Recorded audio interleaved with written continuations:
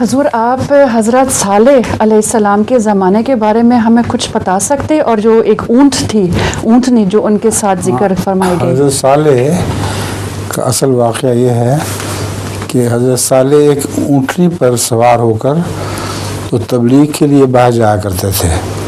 ان کا اپنا قبیلہ منکر ہو چکا تھا، اس لیے وہ چاہتے تھے دور دور چلے جائیں اونٹنی پہ چڑھ کے. تو اس کو ناقۃ اللہ کہتے ہیں، اللہ کی اونٹنی. وہ حضرت صالح کو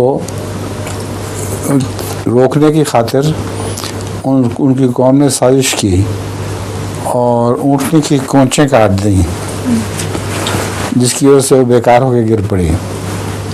حضرت صالح نے ان کو ڈرایا بھی تھا کہ اگر تم نے اس کو کوئی نقصان پہنچایا تو تم پکڑے جاؤ گے 3 دن کے اندر اندر.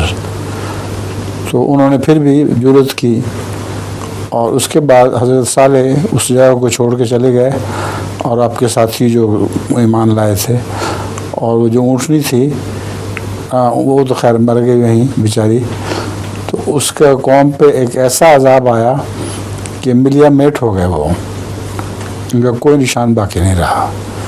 یہ واقعہ ہے حضرت صالح کا اور اس اونٹنی کا. ٹھیک ہے. اور لطیفہ کیا ہے آپ کا ہے کوئی؟ اچھا. دو آدمی مر جاتے ہیں، اچھا. تو ان کا اکٹھا جنازہ ہوتا ہے. اچھا. اور قبریں بھی ساتھ ساتھ ہوتی ہیں. اچھا. تو رات کو اٹھ کے بیٹھ جاتے ہیں، تو پہلا دوسرے سے پوچھتا ہے کہ تم کس چیز سے مرے ہوتے ہو. پہلا پوچھتا دوسرے سے کس چیز سے مرے ہوتے ہو. اچھا. تو وہ کہتا ہے میں حیرانگی سے مرا تھا. اچھا. تو وہ کہتا ہے کیسے؟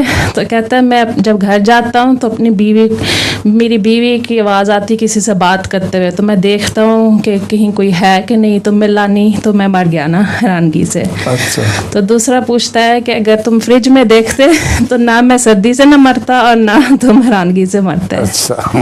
آخری کیا تھا؟ جب تم فریج میں دیکھتے تو نہ میں سردی سے مرتا نہ تم حیرانگی سے مرتے. اچھا. فریج میں بند ہوا تھا یہ. جی ٹھیک ہے.